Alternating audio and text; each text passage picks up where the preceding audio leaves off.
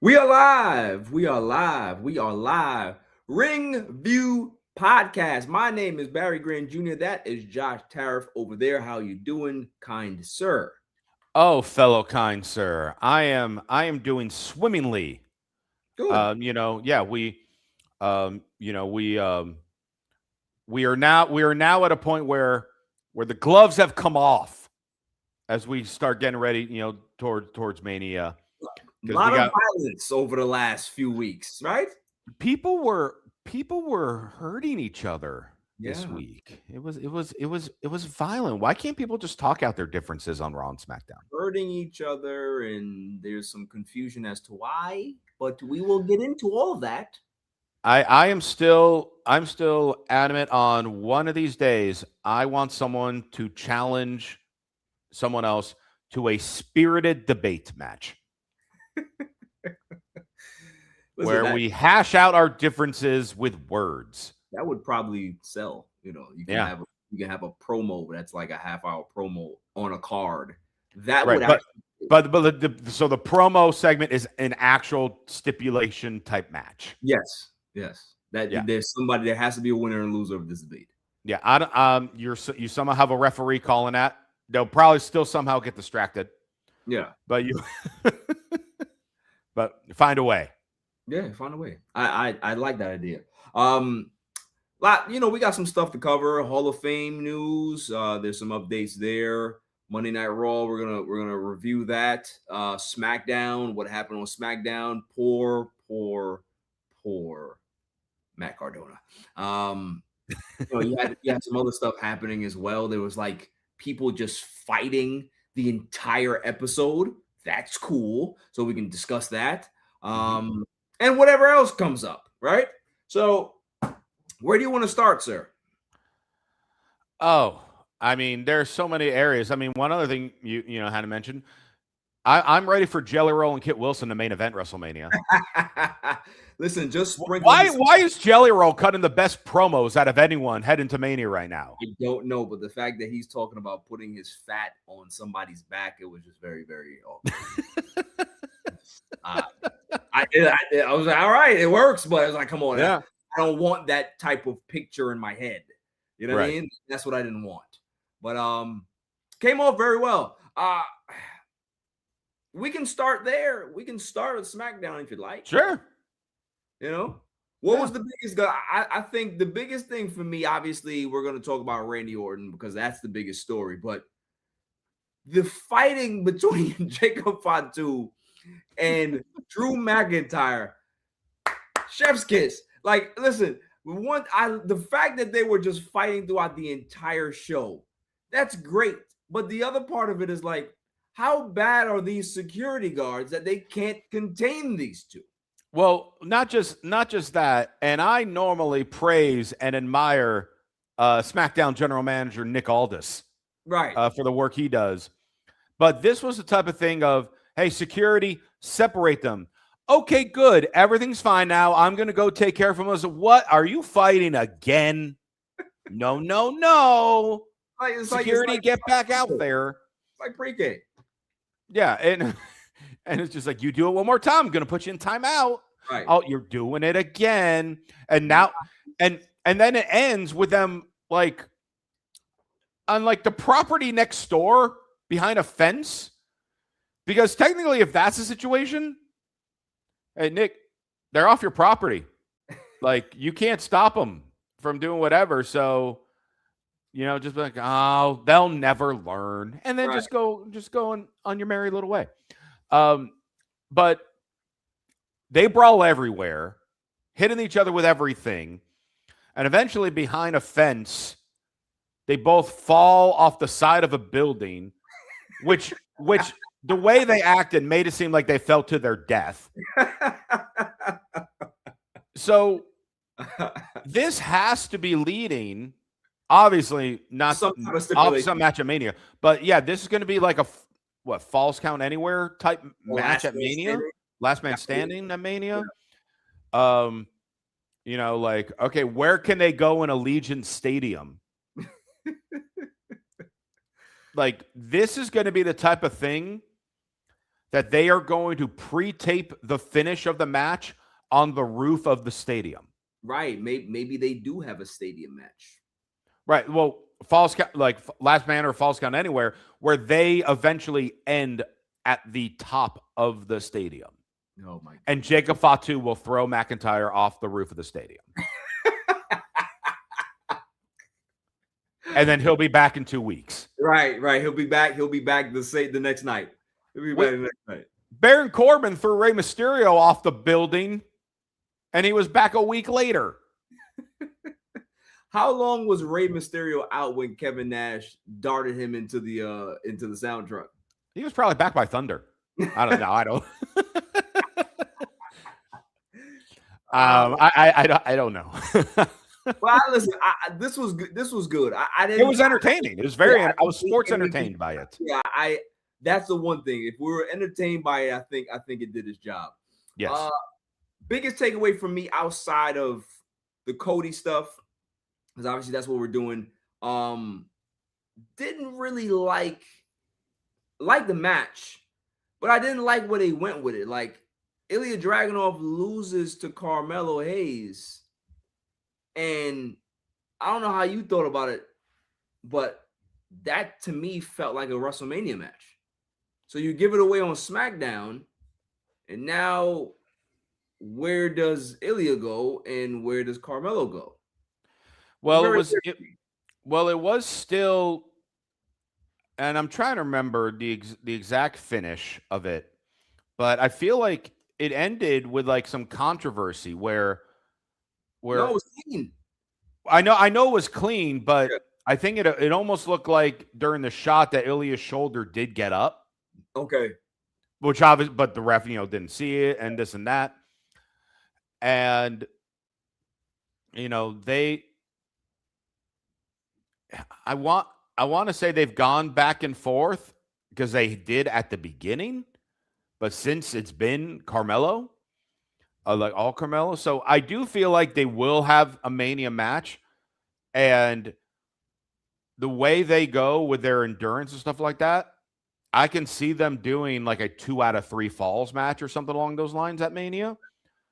But then whoever were to lose that match, they cannot sniff the U.S. title for at least a year. They gotta be going up to something else. Right. They gotta be out of the title picture. Right. I think with Ilya, they're selling this he's lost his confidence type of thing. Right. And he's trying to build this back up. And I'm just like, okay, cool. I mean, I like what you're saying, that he finds his way, maybe he convinces Carmelo Hayes to be able to have another match or whatever it is, and we still get it at Mania because they work so well together.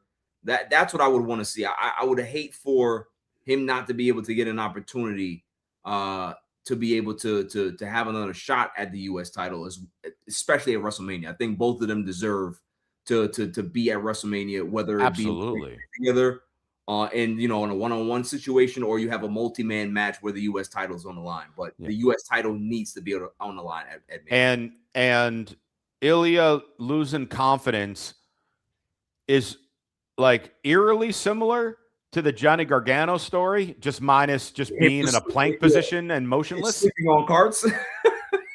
Yeah. Who then somehow won himself a title shot on NXT by not moving. Wrestling, I swear. And the crowd loved every second of it. They loved every second of it. Yeah, so that was it for SmackDown for me, outside of the Cody stuff. Now, here's my angle, and I want to get your wrestling expertise here, because that is a strong word. Yes. Randy is basically telling us, listen, I wanted Drew. I wanted to kick Drew in the face. It's Cody. I didn't want Cody. I have to be me, and he told me to be me, so I went ahead and did what I had to do, and that's where we're at, right? Like I really got no smoke otherwise. I just really want the championship, and he made it seem like he's not bad, but then he's doing bad stuff, right?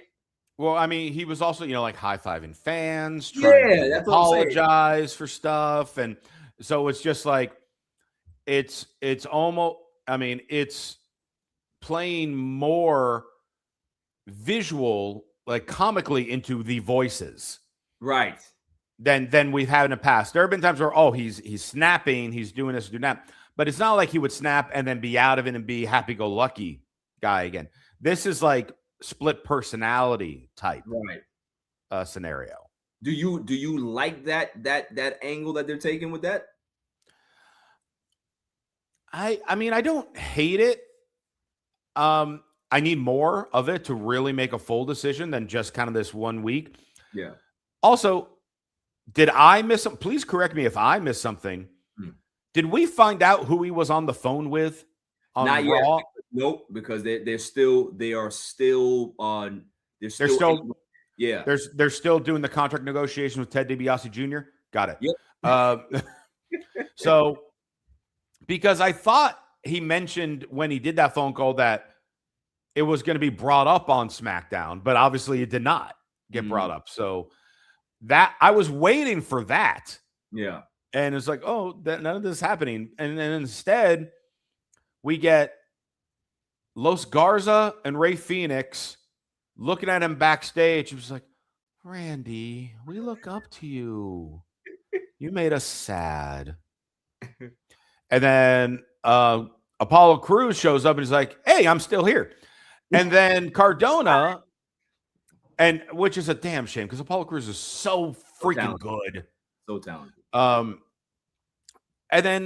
then Cardona has an altercation where Orton clocks him, and then Orton calls him to the ring to apologize to him, only for Orton to give him an RKO and essentially break his arm with a chair. And also like call him, what do you call him? A marker? So whatever. An action figure mark. Actually, and all that. Like in video games and all that. And don't do like Cardona like that. Well, that's where this is like where my big head scratcher is, because Matt Cardona has done anything and everything to make himself such a big, legit name outside of WWE. Yep. And now he comes back with all that momentum that he built over those years. Yep. And I know he says, and I 1000% agree what he says, just like, oh, now I'm losing, big deal. No, I'm here. I'm doing this, and I'm me, and I'm on the show, and this and that. And it's like, that's great, and I commend for it. But all of a sudden, you're now getting the crowd reactions, at least how it appears on TV, the crowd reactions on how you would be back when you were in ECW, Zack Ryder. And we know, and all of them know, that he's far bigger and better than what that version of him was almost 20 years ago. So why is he not having matches? I feel like the last time he was really, I feel like in the last 2 months, we have seen him on SmackDown either get thrown in the steps by Kit Wilson, where he had the viral moment of having the perfect timing with his entrance music, show up in 10-man tag to lose to the MFTs, and now this. Or what? Or lose to Trick Williams. And he lost to Trick Williams. So those are now, he's being on TV. Sometimes he's on TV. I have choice words for that. I think I have an idea. Barry Grant's got a theory, ... Not Austin. No, not Austin. It is you want to be with your wife? Great. Well, of course it is. Of course the wife is involved, yeah. You wanna come back to WWE? Great. We'll check that Get box. paid. You wanna get paid top dollar? Yep. But guess what we're going to do to you now? we're going to go ahead and use you exactly the way we've always wanted to use you, because you've always been a guy that's been always trying to get yourself over. And we don't like that. We don't like people to get themselves over. We don't like people to leave the company, get themselves over and make a name for yourself and come back here to be able to get more money out of us. We are going to make you Zack Ryder again without putting the Zack Ryder name on you. That's all it is. That's what it's set. That's what it looks like to me. We know what WWE's thing is that if they don't build you, they will break you down. And that's all it is. That's all it is. Matt Cardona made himself a main event star on the indie circuit. Main event guy, not just a he was the he was the top independent wrestler for like 3-4 years. For years on the indie circuit, right? You come back now, and you don't think that they take that personally. Well, I don't know. We're gonna break you into the WWE product. That's all it is. That's all it is. And at this stage of his career, he's just like, you know what? I never wanted to leave this place. My wife is here. I'm getting paid top dollar. I'm okay. Yeah. And that's why I say, like, you know, I commend him because he has accomplished all this. Yeah. And hey, cash those freaking checks. Absolutely. Build it up. It's the type of thing where it's just like, wow, there was that huge ovation when he was in the Last Time Is Now, when he appeared in the Last Time Is Now tournament. Blew the roof off. Blew the roof off.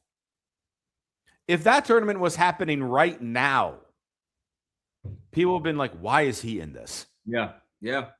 What a difference a couple of months. When back then it was just like, oh, good, he's in this.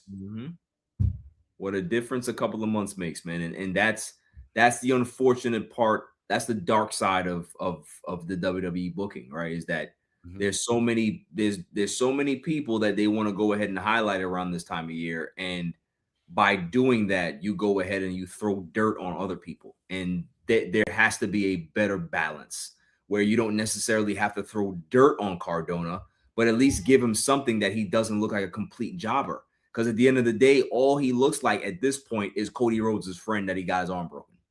He's not a wrestler. You know what I mean? He's just somebody that Randy took from the back, put him in the ring, and then did that to him. Like if somebody watched wrestling today, they just watched SmackDown and they never seen this guy before, they're just like, was this just a helper in the back?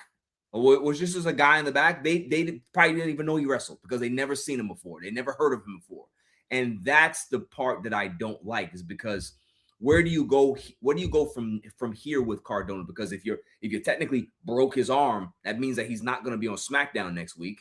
So it means he should be off TV. It means he should be off TV for a while. Right. So you're going to write him off TV when you never had any plans for him in the first place. And what was the point of that? Just to be able to advance the story for Cody and Randy? You didn't need Matt Cardona to do that. I mean, unless they have Cardona off for a while and then they eventually bring him back as a heel to turn on Cody. They're like, this is what I got for being your friend. And you never helped me, or whatever it was. Right. But I'd be on board with that. Yeah. That was the part I didn't like. I understand that they're trying to advance the story and trying to put more heat on Randy, but for Matt Cardona, it just didn't feel it felt dirty to me. I was just like, you could have did this to anybody. Like, you know what I mean? Like, you didn't have to necessarily use Matt Cardona for that. That's just my opinion. Yeah. So moving on to Monday Night Raw. We had some stuff going on. Why'd you say it like that? I don't know. Monday Night Raw. Monday Night Raw. Some interesting stuff happened on Raw. We got some redemption because last week I was pissed off. Last week, what we got in that main event segment was absolute garbage. Yep. And boy, did they make up for that. But before we get there, we are going to get the tag team titles changed in the Garden next week, aren't we? You know, I'm so glad there were tag titles shown on Raw because I forgot they existed. Yeah. And you had Jay said, I don't care about the tag team titles. Obviously, you don't.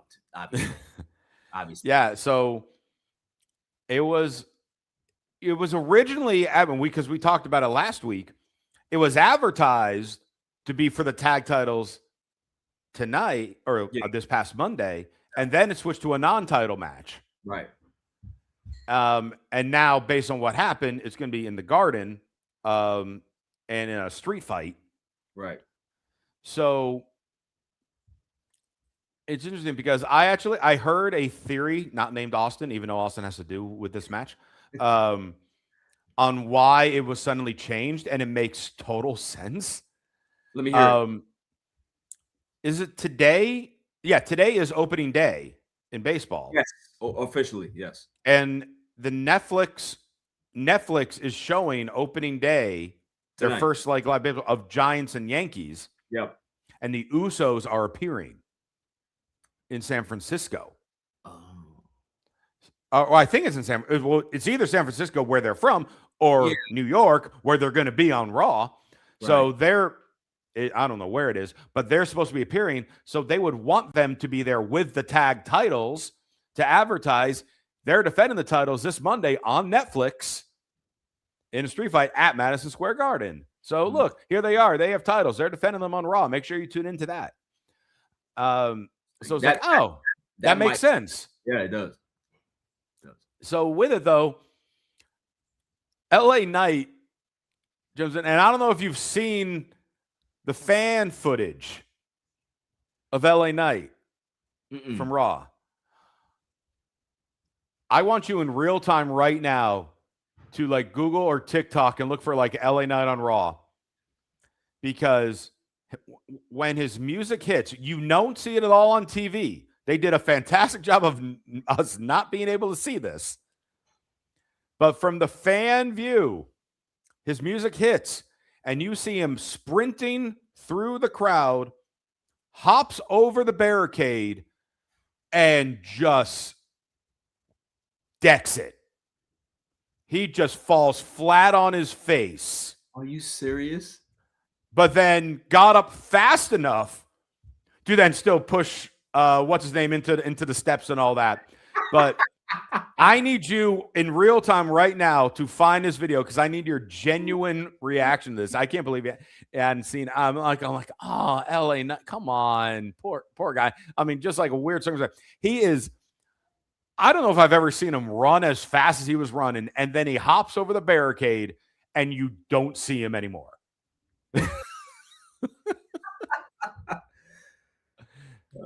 Did you find it? Hold on. Yeah. Okay. Well, while you're trying to find that, all of a sudden Jey Uso is turning into loose cannon Jey Uso again. There you go. Yo, he cleared it too. He hurdled the barricade, no problem.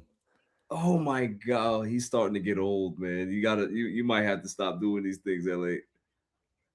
That's hilarious. Thank God that was not shown on TV. Yeah, that would have been bad. That would have been bad. Damn, man. Why they got my man LA looking crazy? They got him looking crazy out here. He don't have a Mania match. Come on, man. If you gonna treat my man like this, just let him go. Let him go somewhere else. let him be somewhere else, man. I don't like this. I don't like this, man. I don't like it. I don't like it.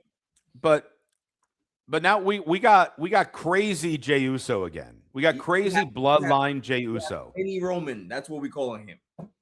You have Pity Roman? Mini Roman. Not a fan. Well, and Man Dabs is asking us, will Gunther beat Brock Lesnar at WrestleMania 42? Well, Brock Lesnar is going to be with Oba Femi, who we'll talk about in a moment.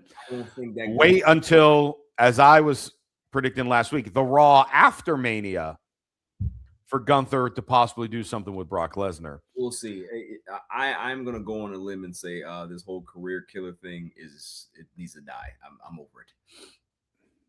It hasn't been good. I think it's been great. The problem is they've taken him off TV for the last month. Yeah, because you're only having him do things for people that are old. Like it's just. Well, no, I agree. He should have been branching off and have other matches and Yeah, feuds like, in the midst of it. you're booking him into a corner. That's the problem. Mm-hmm. That's the problem. Yeah. So okay, so obviously we have the Vision and them going next week. We also got confirmation of Becky and AJ, which I like. So that's official for Just a WrestleMania. regular match. It's just a regular match, though. They have time to be able to put the stipulation out there. Nobody has said anything yet, but it's just a regular match for now. So I want to see AJ kind of step it up on the mic in these next couple of weeks. She did a little better, but I just want her to be a little bit more serious in regards to to take the ditzy stuff away and just get serious. That's what I want to see, because that's the only thing that's missing from the actual feud, is just that real that next octave, that next level, because Becky has kind of gotten away from that silliness too, and now she's more serious in regards to what she's trying to deliver. So that's where I want them to go. I want them to be a lot more serious. Gotcha. I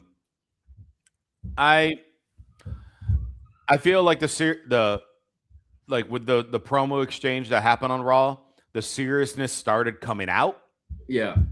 And I see something happening maybe this coming Raw in the Garden. Yeah. Where Becky embarrasses AJ Lee, where it's like, boom, now things are getting real. Right. Now around. Yeah. And that lead to a stipulation. I mean, the one that pops in my head off the top of my head for something that for a women's payoff match, workhorse type title, people who could do it, which these two certainly can. Yeah. 30-minute Iron Woman match. Interesting. Because I feel like, I know Bayley and Sasha did that once in NXT. It was great. It was incredible. Has there been any other women's Iron Man matches? Not off the top of my head that I can actually think about. They might be, but let me go ahead and check. I don't think so. I mean, there certainly hasn't been at Mania. Yeah. So that'd be another like first thing for Becky. Saying like the first Iron Woman match at Mania. Yeah. Because again, if we're doing like we already just mentioned, like 2 out of 3 falls with Carmelo and Ilya. We mentioned like Last Man Standing or something like that with Fatu and Drew. Well, what is it going to be then with Becky and AJ Lee? So there's only been 2 Iron Woman matches in WWE's history. First one was with Bayley and Sasha. Yeah. And the other one that was in 2015. And then 2016, you had Charlotte Flair and Sasha. Got it. So yeah.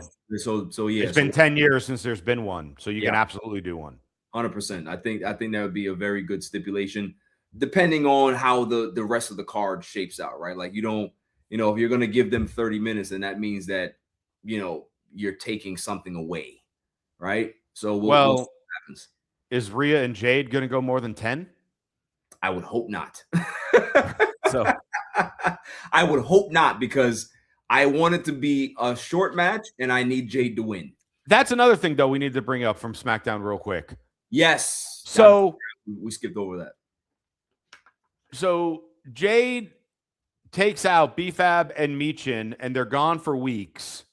Right. They return.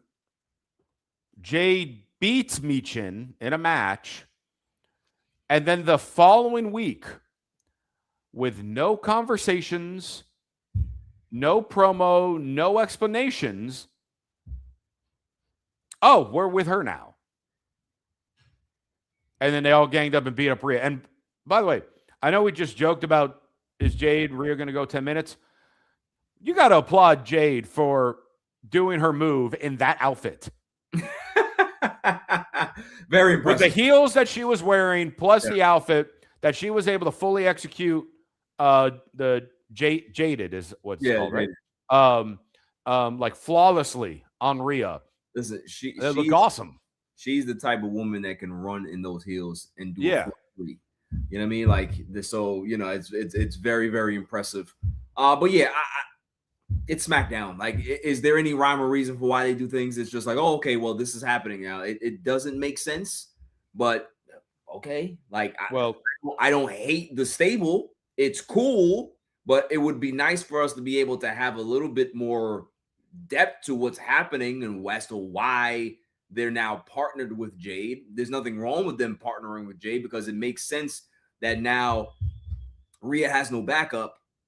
Io's over here at Raw. There's no backup for her, so she's gonna be tormented for the next few weeks.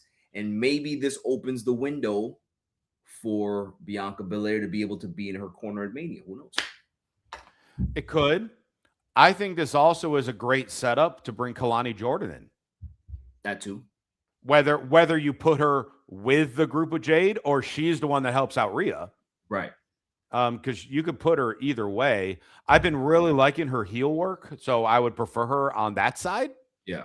But and also, Jade did very good with the stable in AEW. So, yes, give her the same type of thing and see what happens. Yeah. And because then there you already have like your story of Kalani turns into the workhorse and eventually, is just like, oh no, I should be, getting top billing type thing and then feud with Jade. So that would write itself down the road. Yeah. But yeah, this was just a real bit. On one hand, I'm like, I'm happy that Michin is going to be back on TV on a regular basis. Yeah. On the other hand, it's just like,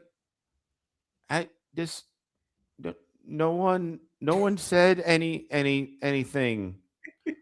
Are we just supposed to forget what happened 7 days ago? Right. SmackDown. How we love thee. Yes. What are your thoughts about Brock and Oba? Oh, this was so good. So listen, it's so good. It has been ordained. All right, it is already out there. Once the kids start doing your stuff, you're out of here. You're out of here. Like rocket to back, you're out of here. That's just the way it goes. And you seen the kid, man. Brock Lesnar comes out there because obviously, he's helping out Paul Heyman. You know what I mean? They do the little. Did they start the show off? Is that no? They didn't. They started the show off, and we had the classic Heyman Lesnar promo. Classic Heyman, right? Classic Heyman. I liked his shirt, the FAF5. That was nice. And all of a sudden, Oba comes out, and the place goes crazy. And the kids are doing, and it's not like it was like a home arena. Like they were in Boston, always a lively crowd. But like this is like their first time seeing Oba. He is a draw right now. Gets into the ring and they get physical, man. Brock Lesnar picks him up for the F5. He gets out of it at the last second, pushes Brock into the ropes, clotheslines his ass over the top rope, and just Brock. I love Brock. I love what Brock does. Brock is the greatest seller of all time, or when it comes to a big man for me. Like he just makes it just that much more realistic with his facial expressions, how he sells things, how he bumps, all of those things. He is going to make this kid a star. And that's what I love about Brock is that, people have said things about Brock over the years, but he gets it. He understands the business and he knows that this kid has it. And if he has it, I have to help him get to where I was. And anyhow I can be able to do that for him, I'm going to go ahead and do that. So that's all I saw, man. It was great. But, we got Oba 2, Brock nothing, which means and the way Brock took the clothesline, like the way he fell outside the ring, like was just a giant thud, like that they was hit by a truck. Yeah, it was a serious bump. Like he took a real bump, and that's what I love. And comeback is coming because, like I said, Oba 2, Brock nothing, which means that Brock is going to get his get back, whether it be at Madison Square Garden or somewhere down the line. Oba's going to have a match where he wins, and then all of a sudden Brock's going to show up from behind and German suplex him and finally get one on him. At least I hope, because and I know that whenever one guy is repeatedly losing the battles on the Raws or SmackDowns building up, they're typically the ones who win at the pay-per-view. Yeah. That's my we know that Oba should be winning in this match. Yeah. But if he continues week to week to one-up Brock, I'm starting to get a little more worried each week that he'll somehow lose at Mania. But you know what it is too? Either way, I'm okay with it, because if you let Brock beat Oba, that doesn't necessarily mean that they're going to have, like, this is going to be it's a one-off. You can have Oba get his other match back and he can beat Brock. You understand what I'm saying? Like, you can run it back in Backlash. You can run it back somewhere else where Oba does get his get back, because Oba winning is great. Oba losing doesn't hurt Oba at all. It doesn't hurt anybody in this situation. This is one of those situations where everybody comes out a winner, because Oba stepped up to the beast. He didn't get it, but he had a valiant effort. He might have took 7 F5s, and that was the end of the match, right? Whatever it is, because we're gonna get like a 5-6 minute match. It's not gonna be any longer than that. So and Brock wins with a roll up. You never know, right? Put on the ropes. So it's either way for Oba. He's gonna win, but I am excited to see this, because this is old school monster against monster. That's what I like to see. And you tell the simple story. Monster beats up the other monster. Monster is now he's intimidated or he's scared, and then he musters up the courage to be able to either sneak attack the other guy, and now we have this collision. It's as old as time in wrestling. You can continue to keep playing the old hits because it works no matter who you plug and play in there, as long as the two guys that you have in there are over. And that's all it is. So love it. Yes. Seth Rollins did not come out with his League of Shadows people. Right, because Brock murdered all of them last week. That was the why he left. So it leans into what I think we talked about last week, where I do believe that Braun Breaker is going to be back, because there's nothing left. I hope so. Yeah, there's nobody left. We're not going to unless you're bringing someone up last minute or having someone turn heel last minute. Yeah, it has to be that Braun, because I seen reports that he was actually at the Performance Center. I think it was last week for his medical checkup. We didn't hear anything. Obviously, we didn't expect to hear anything, because even if he does clear it or he doesn't clear it, they're not going to tell us. So if he did clear it, they're going to keep it on the wraps. If he didn't clear it, they're going to keep it on the wraps. So we're going to expect him, either it's going to be at the Garden show, or they're going to hold him probably the week after until it gets a little closer to Mania. Then they're going to go ahead and surprise that. So that's what I expect to happen with this. But it's one of those holding patterns until Braun shows up.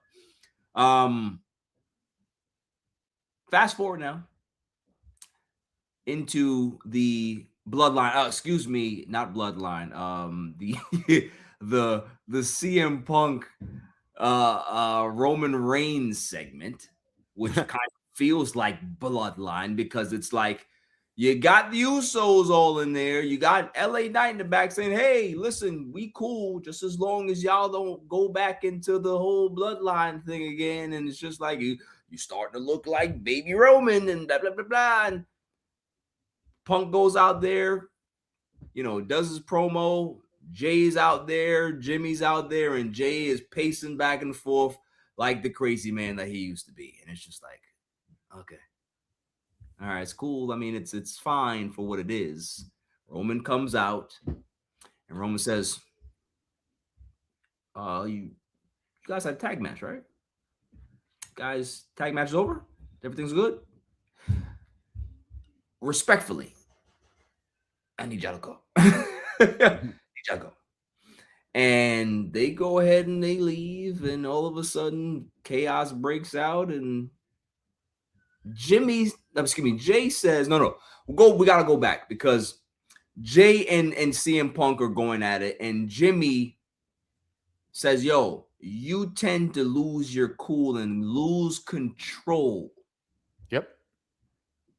That was the part for me. But there was a part earlier where someone, I think it was LA Knight, that mentioned to him, "You're acting like Roman." And Jay's like, "Why does everyone keep calling me Roman?" Right. So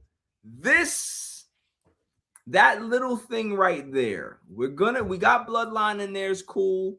Roman does what he does to CM Punk. He attacks him because Jay said, go get him, smash him. He spears him, beats him up, power bombs him through the table. Punk is laughing, but that's not what I care about, right? Because that's advancing the story. What I care about is I just feel it in my bones, Josh. They're going to turn on Roman. That's what I see. We are not going to get Bloodline 3.0 again. We're just not going to get it. So what's the best option for you to have is for the Usos to turn on Roman Reigns. That's how I see it, because the call came from the house. And what I mean by the call came from the house is that if you noticed in the back, nothing they do is on accident. No, I know what you're getting at. You noticed that there's a big ass poster of The Rock. You fell for the trolling. Listen, they could be throwing you off. Well, that's exactly what they're doing. I'm just saying that the call looks like it comes from the house because we still at some point need Roman and Rock. We still need that. And if they go ahead and do this, Jimmy and Jay, or Jay is probably going to convince Jimmy and say, I'm supposed to be the tribal chief. He continues to fail us. I'm the guy that was main event Jey Uso. I was champion before I've been champion before he was. Like, what was the last time he was champion? I was champion more recent than he was. I'm the one that's provided for the family, not him. I don't know. Call me crazy. But where else are you going to go with this? Because you're going to have the same old hits where they in the corner with Roman, and then I don't like that. It's not going to be them being the heads for Roman. It's going to be Jay leading the bloodline. That's what I'm saying. Because you passed over, or you lightly mentioned Jay was telling Roman to go get him. Yeah. The more important thing is that Roman followed someone else's order. So you think that Roman is going to be in a group with Jay's the leader? No, I'm not saying that. Oh, okay. All but right. What I'm saying is all of a sudden, Roman is starting to realize, A, maybe Jay is right, and B, a while back, Roman said, Jay, you are the next tribal chief. Tribal chief, right. Right. And Jimmy is starting to notice that he's Jay acting like a tribal chief and calling the shots and doing this and doing that. On SmackDown, you had Tama Tonga call out Solo about kind of being like a little Roman and tribal chief type thing. You're going to be getting the family to an extent back together. I'm with you on Usos turning on Roman because Jay is going to be trying to run the show. Yeah. And Roman's just like, I said you were the next tribal chief. I'm still here. Yeah. And that's when they all turn on Roman. But see, the problem with that is that I don't want to see Roman and Jay because we've seen that before and it's not good. When they build up the extra story with it, and you get to a certain point, because you're right, we've had Jay and Roman, we've had Solo and Roman, we haven't had Jimmy and Roman. No. And like you said, the ultimate payoff is going to eventually be Rock and Roman. Yep. And whenever that gets ready to happen, they will flat out say, we are in the 9th inning. Interesting, because we haven't gotten any of those inning statements. The last time was what, the third inning? And that was 2 years ago? But they said it, we heard that multiple times. Right. And we're eventually going to get, we're in the ninth inning. Whether it's from Michael calling commentary, whether Roman or Heyman or Rock or whoever says it, it's leading to that, because now it's eventually, hey, for how many promos was it with Cody and Roman, where Cody was like, Roman, your family's not here. You don't have anyone now. Right. Everyone's left you. And he's kind of brought them in a little bit, not full-fledged bloodline, but people have kind of realigned a little bit. But then he still kind of disagree with them and this and that. And then it's eventually going to come to a head for him to then officially realize, oh, wait, they are not with you. Right. And they all, every single Samoan turns on him. Yep. And until it comes to Rock. And I know because it's a big if now, 2027 WrestleMania in Saudi or wherever it ends up being. But Saudi wants Rock Roman. That's the only match that they would want. Right. They could do the entire show with just that one match. Yeah. And that's where we will be building. I do not see, with like the teaser of Rock on the truck, I don't see any of that happening between now and Mania. You're not gonna see any appearance from The Rock. That's not gonna happen. You're not gonna get any. No. Because you gotta continue right now to build Jay trying to be the leader. Because also notice he has not said yeet in weeks. No. They've done the yeet in their entrance still. But he hasn't. He's back to crazy Emmy Award nominated, considered Jey Uso. Yeah. Which we all were like, oh my gosh, this is incredible work. We're back to that finally. Yeah. Do you think that in this situation, Josh, that Jimmy tries to be the voice of reason here? Or does he just capitulate to his brother's wishes willingly? I think we're building up to Jimmy finally snapping. In regards to snapping as in full hey, you're right. Yeah. And he starts going on his own war path, as he was claiming Jay was. Because Jimmy's been the voice of reason, and we see it ain't working. Right. Jay won't listen, Roman won't listen. He's just standing there kind of shaking his head, trying to be peacemaker. And where does that get him? It gets him as the other guy who, people get along with. Oh, yeah, you're the nice one. Where's his title shot? The one that always gets kind of like lost in the sauce, because once things get crazy, they don't pay attention to Jimmy anymore. Right. So this is going to lead, in my opinion, to Jimmy snapping to elevate him with the mean streak. But here's the other question, right? Mm-hmm. We have been talking about this for the last 10 minutes, and not one time did we say Punk. Did we mention where does CM Punk go from here? Yep. Because CM Punk wins the match, right? But where does Punk go from here?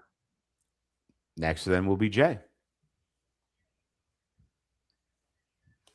Well, he's not losing to Jay. I don't know. If we have this Jay trying to be the bloodline leader and boss people around, and Jimmy finally snaps with it, helps Jay win, that's when Jay then solidifies to Roman, I'm the tribal chief now. And that's when the turn happens. I can 100% see Punk beating Roman at Mania and Jay beating Punk at Backlash. Interesting. I'm not saying, hey, this would be wonderful, but I can totally see if they wanted to go that route, they could. Because to your point, oh, well, who's the next guy Punk's going to feud with? Right. Well, they haven't been elevating anyone else at the tippy top over the last month because we've been busy just focused on Punk and Roman, Punk and Roman, Punk and Roman. But in the meantime, they've been doing this stuff with Jay and making him angrier and making him question more and more things and making him the right-hand man again while he's still in his mind thinking, no, I'm the next tribal chief. Think about it. Brass knucks, he used it on Austin Theory, got disqualified because he doesn't care about the match. Right. And then he clocked Logan Paul with it. Right. To your point, what you mentioned earlier, he then said to Jimmy, I don't care about the tag titles. Yep. He then was ready to snap on LA Knight in the back. Right. And then he was going nuts at Punk, wanted to rip his head off, and then going nuts with all the agents and security, and then ordering Roman by calling him Joe. Right. Get him. And then Roman ended up listening. We're building Jay, main event Jey Uso, but not yeeting, happy-go-lucky, bright-colored, let's just be a good, fun entrance for the kids type Jey Uso. We're getting bloodline Jey Uso. No more going through the crowd Jey Uso. Right. That is eventually going to stop, and I can't wait for it to stop. It needs to, one way or another, needs to, you know? So, I mean, if this is the way to kind of get more variation with the character, then great. You know what I mean? I'm just curious to see where they go with Punk post-Mania. If they go ahead and go your route, then I can see him chasing or, him going somewhere else. And then I think it all still can, then everything goes full circle, right? Because then eventually with all this, Roman is alone, needs people. Maybe he ends up confiding in Punk. Maybe he even confides in Seth Rollins.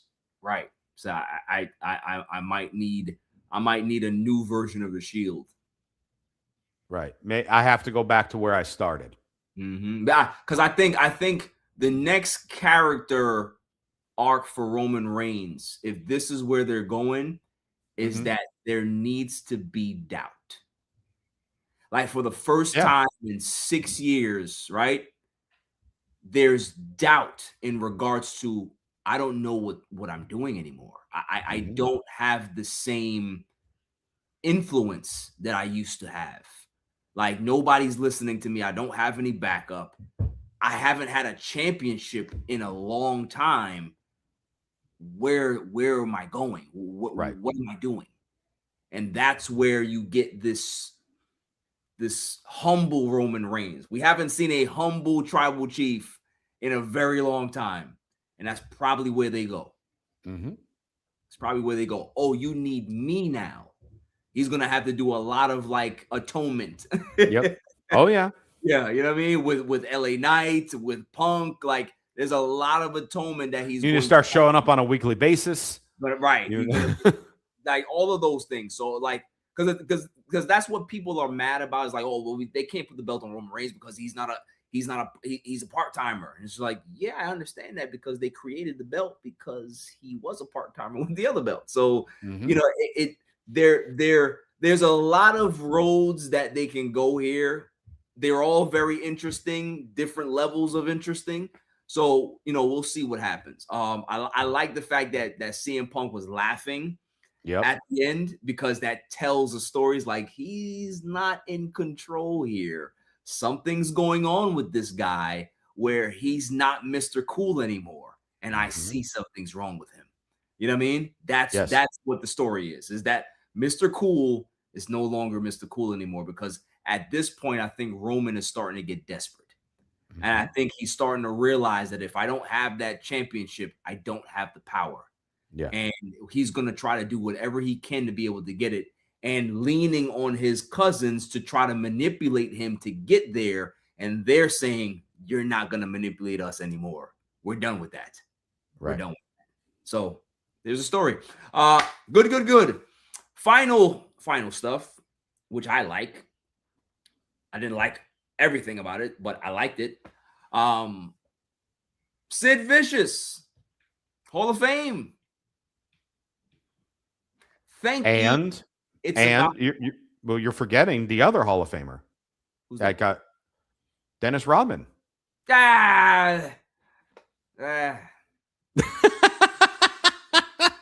Okay, well, let's talk Sid first, and then we'll go to Rodman. All right, Sid. Let's start with Rodman first. I'm not ending with Rodman. Okay. You go ahead. You talk Rodman because okay. Give me Rick Martel. Where's he at? Oh, I agree. Rick Martel's got to be in. Where's he at? You give me Dennis Rodman before the model? Come on now. Well, you always have one celebrity induction. It's ridiculous. Where's Cyndi Lauper? Well, that's the one. Like, it was all set up to be Cyndi Lauper. I mean, I hope for their sake they can pull Rodman out of the casino and bars long enough to do the whole Hall of Fame event. That said, he does deserve to be in it. As a celebrity, yes. And the celebrity wing, he absolutely deserves to be in it with how he helped WCW boost their ratings even more, make things more mainstream with the NWO, with the Tonight Show, having multiple matches, including, dealing with Karl Malone. And, it was someone as a teenager at the time. You and I both were teenagers at this time. Don't date me, sir. All right, don't do that. We're like the same age, man. I'm dating you. And we are both also very big NBA fans. Oh, yeah. So seeing two of our favorite worlds kind of combine was wonderful. And this was, now in today's day and age where they're talking WWE on SportsCenter, it feels very odd. Right. When all of a sudden back then, Dennis Rodman showing up and they're like questioning, how is Rodman doing this? How is he allowed to do this when he's got to be out there for like this NBA game next week or whatever? That was so intriguing to see with all the stuff. And he wasn't terrible. No, he was not. That's what I was going to say. He was a lot better than Karl Malone was. He was, a lot better than Karl Malone. But then, like, up until this point, with our childhoods and everything like that, it was really Lawrence Taylor. Yeah. Did stuff and wasn't very good. And then Mongo McMichael came in. Actually became a legit wrestler. He got better. Yeah. He was I mean, he got better over time, but for his first little while was awful. But then he became a regular at it. Yeah. This was at that point the best celebrity/athlete performance that we got from someone stepping into the world of wrestling. Absolutely. Yep. I mean, now Bad Bunny, Logan Paul, Jelly Roll, even they've all eclipsed whatever that was. Yep. But at the time, it was Rodman. It was huge for ratings. It was huge for wrestling. It was huge for sports. Yeah. And it's I'm really glad to see him there, and I just really hope he is sober for the induction. I think so. I would hope. I don't think that they would put him in if they didn't feel that he was at the point where he could be able to do this, right? Mm-hmm. So kudos to Rodman, man. Like everything that you said is spot on. He really did elevate the business at that point and put a lot more eyes that were not on the product, and that was really, really good. WCW was hotter than hell at that point, and you had the globe watching WCW because of Dennis Rodman. Yep. And all of those things it just made the business a lot more entertaining. He brought a seriousness to it too. He wasn't playing around, and that's the part that really I respected a lot, is that he took it seriously. I mean, he could have been the clown but nah, he actually leaned into that heel persona, and that's what was really good. Having him right beside Hollywood Hulk Hogan, it was great. It was absolutely great. Absolutely great. So yeah, salutes to Rodman getting into the Hall of Fame. But Sid Vicious. the man, okay? Like, no matter what you call him, Sid Justice, Sid Vicious, Psycho Sid, it doesn't matter. This was my guy. This was my guy. This was your original ruler. What? This was the original ruler. The original ruler of the world. Yes. Right? Sid Vicious, Psycho Sid would come out, he would fist bump people. Who's the man? Those fist bumps look terrifying to take. Terrifying. You know what I mean? But this is the only thing that I'm sad about is that he's not putting himself into the Hall of Fame. It's because I always have to give Triple H the respect here because, you know, between Sid and Vince McMahon, they did not have a good relationship at the end. He pretty much hated Vince and knew that as long as Vince was in control, he was never going to get in. He actually hoped that he would be able to get in. He even talked about it a few years ago, that, you know, with the fact that Vince is no longer there, maybe he has a shot to get in, and, you know, he died. But this is a slam dunk. You look at this guy's career, multi-time champion. I mean, he was a main eventer. You know, I always remember Sid and Psycho Sid versus Shawn Michaels. It was just like that. Everything about Sid was just real. His work, his look, his aggression, everything about Sid screamed professional wrestler. This guy was the real deal. Real deal. Like, there was nothing play about Sid. And loved his entrance. Everything about this guy was just top notch, man. It's honestly one of my maybe top 5, definitely top 10, maybe top 5 entrance themes. Oh, Psycho Sid. Yeah. Psycho Sid. Yeah. Well, I loved it. The rig, you had the big Sid behind him. Yeah. It was just everything about this guy was just intense. And that's what you want your pro wrestlers to be. His promo work, intense. Everything about it.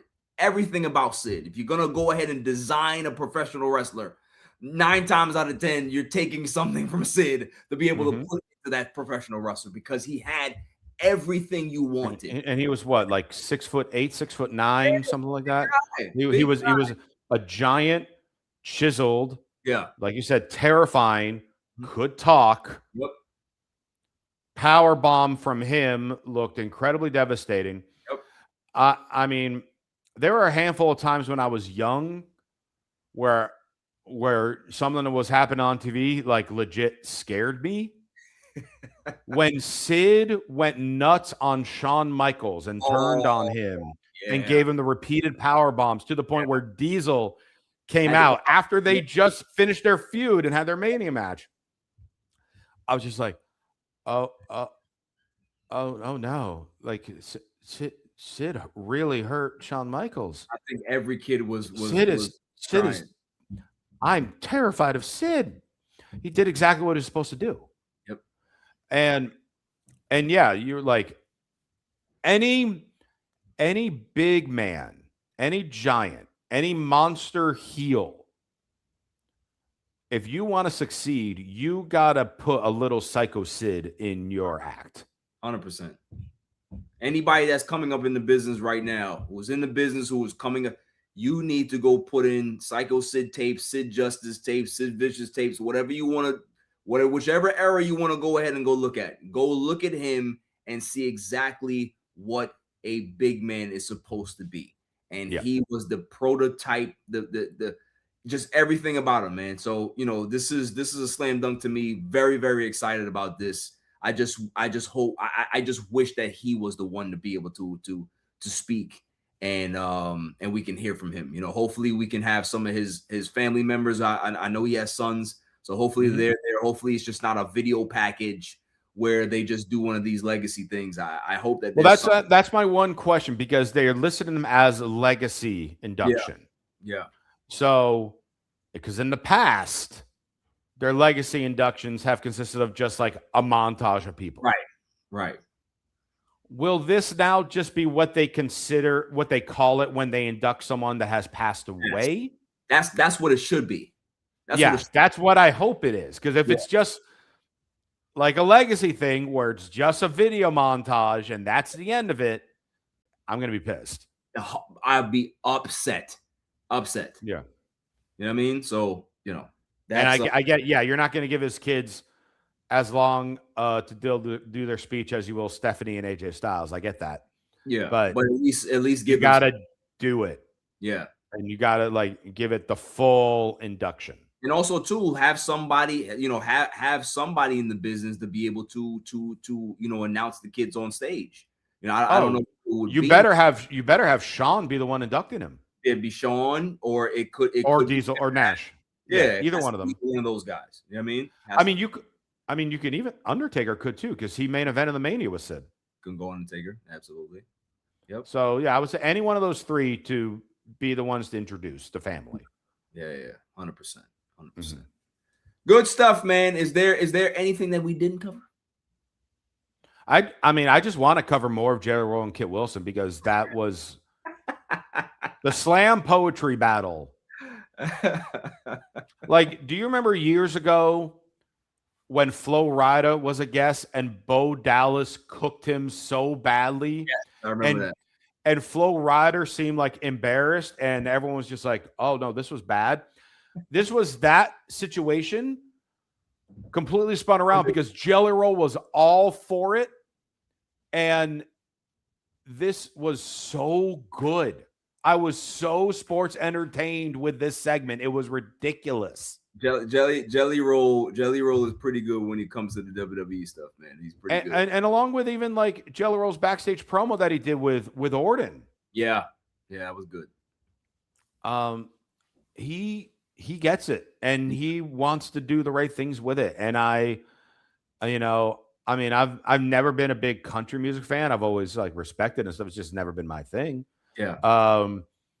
And it was oh yeah, Jelly Roll. No, he's a very good, talented singer, and he's good, and he's got an inspiring story and all that. Cool. Oh, he's a wrestling fan. Very cool. Right. Oh my God, he knows what to do. Right. As far as putting people over and telling the stories and all, you can tell he's a fan. Oh, you not just a fan, but he's properly studying. Yeah. And someone tweeted, and I'm forgetting who it was, but they complimented the fact that it's Jelly Roll, after training, grabbed the broom and swept the ring. Respects the business. Right. There ain't any celebrity that does that. Right. There's only a handful of wrestlers that do that. So things like that is oh, he gets it. Yeah. Yeah. No, it's good, man. It's good. I like it. Anytime I could be able to see my guy Danhausen is always good too. He cursed that show Speed. Yeah, he did. And then from that, Danhausen beat him in a race. that made me laugh, man. Danhausen, I had some people. I see some comments oh, when is he gonna wrestle? Who cares? I don't want to see Danhausen wrestle. I don't give a damn about when he's gonna wrestle. Danhausen is going to be the WWE ambassador for the next 15 years, because he's wow. Seriously, I don't think that there's ever going to be a time where WWE gets tired of Danhausen, because there's no reason to be tired of Danhausen. I really feel this is now this generation's boogeyman. Boogeyman and R-Truth. Because boogeyman always shows up sporadically. Yeah. And you can 100% have Danhausen, to your point, for the next 10 to 20 years, sporadically show up and curse somebody. Right. I'm telling you, man, because eventually R-Truth is not going to be an in-ring performer anymore. It's Father Time waits for no man. But he will probably be a backstage guy, just a producer maybe, if he wants to stick around. And then Danhausen will make R-Truth the general manager. That too, right? And then make R-Truth the general manager. I can see that. That'd be nice. And then Danhausen will kind of step into that role, because he's perfect. He is you would have thought that WWE would have made this character because it fits so synonymously with WWE's product. You know what I mean? That's why they're like, oh yeah, he's perfect. Just put however many times you can have him on camera, just have him on camera because he's just gold. You know what I mean? It's just complete gold. Yeah. So love Danhausen. Good show. You know, I got very nice, very evil. Very nice, very evil. Got my, see my tornado shirt on here. Rocking that my boy Human Tornado. I mean, shout out Human Tornado, old friend of mine. I am looking forward to this week's SmackDown. I'm looking forward to Raw, and I'm looking forward to your reactions when you text me something like, "Yeah, I didn't like that," or "That was all right." You always have I think my one text to you from SmackDown was, give me Kit Wilson and Guerrero to main event WrestleMania. That was your only text to me, and I think it was my only text. Obviously, there was plenty to talk about with it, but I think that was my one text I sent you because that's what stood out. It's always the one-liner, so I'll be waiting for another one-liner this week. That's all for the show. You can catch it here on YouTube. We'll have the audio as well on Apple, Spotify, iHeartRadio, all that good stuff. So until next week, stay safe, stay cool. Peace.